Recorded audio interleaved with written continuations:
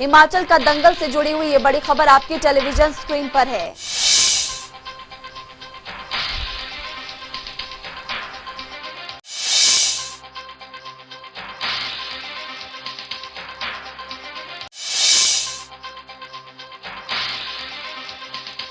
मंत्री अनुराग ठाकुर का चंबा दौरा, उनके दौरे से जुड़ी हुई तस्वीरें आपको दिखाएंगे। जिले के 5 विधानसभा क्षेत्रों को तोहफा दिया है अनुराग ठाकुर ने। युवाओं को अनुराग ठाकुर ने बड़ी सौगात दी। 5 इंडोर स्टेडियम का निर्माण होगा। इनकी तरफ से कहा गया एथलीट्स के लिए भी 50 जिम खुलेंगे। सबसे पहले आप उनके बयान को सुनिए। जैसे बाकी श्रेणियों में चंबा आगे आया है, हम आने वाले 3 साल के अंदर ये सुनिश्चित करेंगे कि चंबा खेलों में पिछड़ा नहीं, सबसे अग्रणी जिला बनकर आगे आए, सुनिश्चित करें। और इसके लिए 500 विधानसभाओं के लिए हम 5 कुल मिलाकर, यानी कि हर विधानसभा में 1 और 500 विधानसभा में कुल मिलाकर 5 इंडोर स्टेडियम बनाकर देंगे। और इसलिए हमारा प्रयास रहेगा कि शुरुआत हम करेंगे हर विधानसभा में 10-10 जिम देने का, कुल मिलाकर 50 जिम देने का काम भी हम करेंगे। और आज कहकर जा रहा हूं, अगर वो 50 जिम अच्छे चले और युवाओं की भागीदारी अच्छी हुई तो 50 नहीं, अगली बार इसको हम सीधे 100 जिम करके जाएंगे।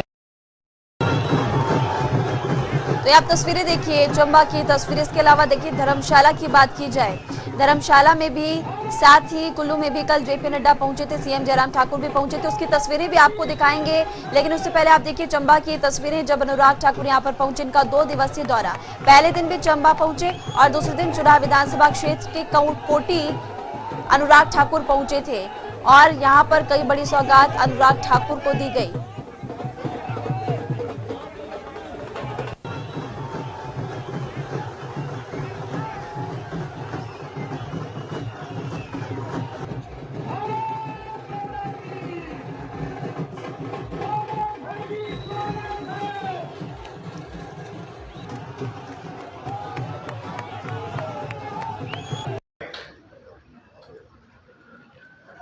शिविर भाजयुमो का आयोजित किया गया।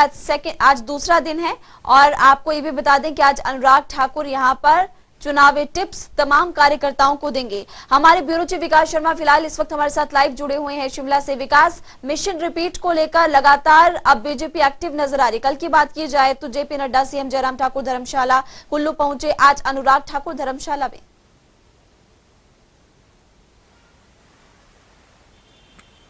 बिल्कुल देखिए, और भाजपा जो है पूरी तरह से जुट गई है कि किस तरह से मिशन रिपीट यहां पर किया जाना चाहिए। इसको लेकर सबसे ज्यादा जो तेज एक्टिविटीज जो है वो इस समय देखी जा रही हैं भाजपा के अंदर। बीजेपी पहले से ही, क्योंकि हम देख रहे हैं लंबे अरसे से बैठकों के दौर जारी हैं और मिशन रिपीट की राह को किस तरह से आसान बनाया जाए, किस तरह से कार्यकर्ताओं में जोश भरा जाए या आम जनता को किस तरह से भारतीय जनता पार्टी के साथ कनेक्ट किया जाए, योजनाओं के लाभ के बारे में, योजनाओं के बारे में, चाहे वो केंद्र की योजनाएं हैं, चाहे वो भाजपा सरकार की राज्य की जो योजनाएं हैं, किस तरह से लोगों तक ये पहुंच रही हैं, क्या उनको ये लाभ मिल पा रहा है, इसके ऊपर फोकस जो है वो आज के समय में भाजपा पूरी तरह से कर रही है। ऐसे में जिस तरह से केंद्रीय नेतृत्व के दौरे हिमाचल प्रदेश में हो रहे हैं, कहीं ना कहीं कार्यकर्ताओं में जोश और उत्साह भी देखा जा रहा है। और जेपी नड्डा जो कि राष्ट्रीय प्रवक्ता है, हिमाचल से आते हैं और जोश जो है वो पूरी तरह से भर रहे हैं कार्यकर्ताओं में, पदाधिकारियों में।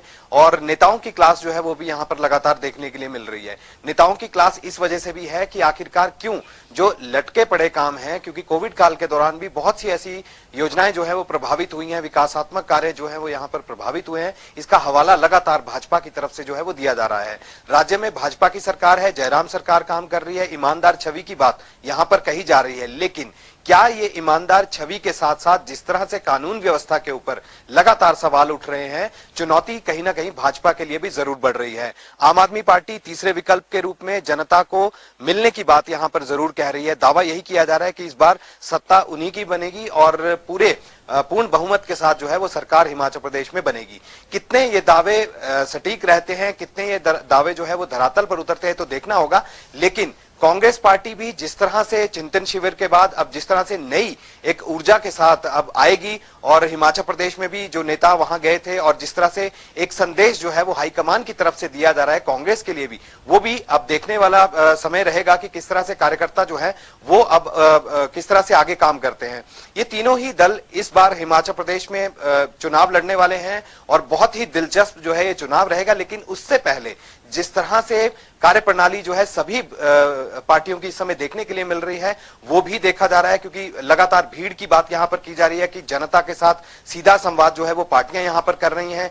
भारतीय जनता पार्टी के जो राष्ट्रीय अध्यक्ष हैं जेपी नड्डा पहले शिमला आते हैं, शिमला में भी यहां पर जनसभा करते हैं, उसके बाद पूरा जो संसदीय क्षेत्र है शिमला उसके पदाधिकारियों के साथ, कार्यकर्ताओं के साथ यहां पर बैठक करते हैं, नेताओं की क्लास यहां पर लगती है, बाकायदा उनको रिपोर्ट कार्ड यहां पर सौंपे जाते हैं। इसी कड़ी में अगर हम बात करें धर्मशाला की, तो वहां पर भी राष्ट्रीय स्तर का कार्यक्रम जरूर था, लेकिन जो संसदीय क्षेत्र है कांगड़ा, उसका यहां पर बैठकें की गई, छोटी टोली की बैठक जो है वो वहां पर की गई, और संदेश बिल्कुल सीधा है जेपी नड्डा की तरफ से भी कि मैं नहीं मेरी पार्टी, यानी कि कोई भी जो कार्यकर्ता है, नेता है, पदाधिकारी है, कोई भी व्यक्ति मैं की बात यहां पर ना करे, अपनी बात यहां पर ना करे, बल्कि अपनी पार्टी की बात यहां पर करे कि पार्टी को आगे रखकर सोचकर यहां पर चलना है। तो बहुत बड़ी बात है, संदेश सीधा यहां पर दिया जा रहा है। कार्यकर्ताओं में जोश की बात जो है वो यहां पर कही जरूर जा रही है, लेकिन आने वाले अब जो चुनावी समर यहां पर शुरू हो रहा है उसमें धरातल पर कितनी ये तमाम चीजें रहती हैं ये देखना होगा। लेकिन इन सब के बीच कानून व्यवस्था को लेकर, चाहे वो पेपर लीक के मामले हों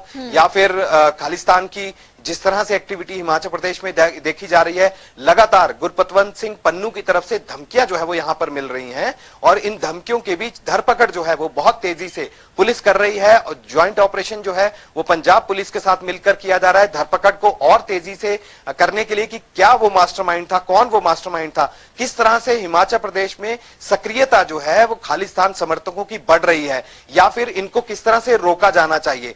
ये तमाम चीजें जो है वो जांच का विषय है। आने वाले समय में जरूर बड़े खुलासे जो है वो यहाँ पर किए जा सकते हैं, लेकिन सरकार को यहाँ पर विपक्षी दल लगातार घेरने की तैयारी यहाँ पर करेंगे। विपक्ष घेरता हुआ यहाँ पर नजर आ रहा है। हालांकि एक सवाल विकास यहाँ पर ये भी है, क्योंकि बीजेपी की तरफ से लगातार दौरे यहाँ पर किए जा रहे हैं, सीएम जयराम ठाकुर खुद जा रहे हैं हर विधानसभा क्षेत्र में, इसके अलावा जेपी नड्डा भी पहुंचे, अनुराग ठाकुर भी, लेकिन कार्यकारिणी का जब से गठन हुआ है कांग्रेस उस तरह से एक्टिव नजर नहीं आ रही, कांग्रेस की तरफ से कुछ नहीं किया जा रहा। हालांकि पहले कहा जा रहा था कि राहुल गांधी भी हिमाचल आएंगे।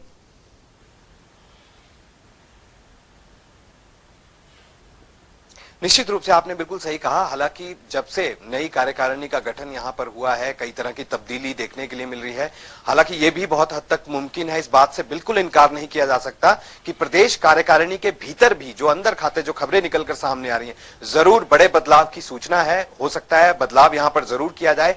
जिला स्तर पर, ब्लॉक स्तर पर कितना जरूरी है, किस किस जिले में जरूरी है, तमाम चीजों के पहलू जो है वो यहां पर देखे जा रहे हैं। हालांकि पंजाब के फॉर्मूले को ही कांग्रेस ने यहां पर लागू किया है। कार्यकारी अध्यक्षों की जो अलग से जो यहां पर नियुक्तियां की गई हैं, कहीं ना कहीं इस बात को भी जानकार जो है, राजनीतिक जानकार जो है, इस बात को जरूर देख रहे हैं कि क्या ये कार्यकारी अध्यक्ष जो बनाए गए हैं, क्या ये जो अध्यक्ष है प्रदेश कांग्रेस कमेटी का, क्या ये उसको मजबूत करता है या फिर उसके लिए नुकसान ये करेगा, क्या उसको कमजोर अध्यक्ष के रूप में देखा जाए। तो तमाम चीजों के जोड़ और घटाव की परिस्थितियां जो है वो लगातार यहां पर जारी हैं। चर्चाओं का दौर बेशक गर्म है, लेकिन इन सब के बीच हिमाचल प्रदेश में कांग्रेस एक नए रुख के साथ, एक नई ऊर्जा के साथ जरूर दिखी है, क्योंकि जब से प्रतिभा सिंह ने कमाल यहां पर संभाली है, उस दिन भी हमने देखा जिस तरह का शक्ति प्रदर्शन यहां पर कांग्रेस पार्टी ने किया है अध्यक्ष की नियुक्ति के बाद, तमाम पदाधिकारियों की नियुक्ति के बाद, कहीं ना कहीं ये जोश देखने के लिए जरूर मिलता है। और यह भी माना जा रहा है कि जो वीरभद्र गुट था वो सक्रिय हुआ है,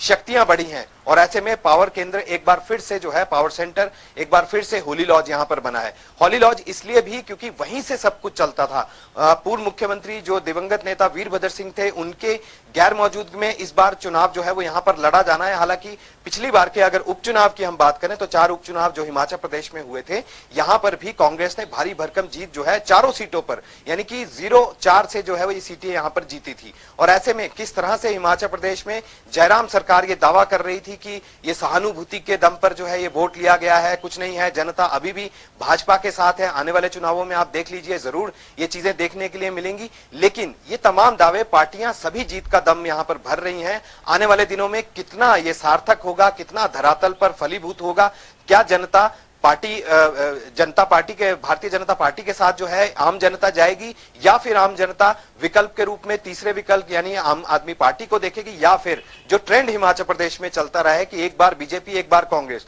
तो क्या कांग्रेस इस बार सत्ता में आएगी? ये तमाम सवाल जरूर है, थोड़ा इंतजार जरूर करना पड़ेगा, लेकिन इन सब के बीच चुनावी शंखनाद जो है वो तीनों पार्टियों ने यहाँ पर कर दिया है। ठीक है, महिमा। आपने बहुत ही विस्तार से जानकारी दी है विकास, शुक्रिया इस तमाम जानकारी के लिए। तो आपको बता दें कि मिशन रिपीट को बल मिला है बीजेपी में, क्योंकि अनुराग ठाकुर इसके अलावा जेपी नड्डा, साथ ही साथ आपको बता दें सीएम जयराम ठाकुर धर्मशाला दौरे पर कल थे।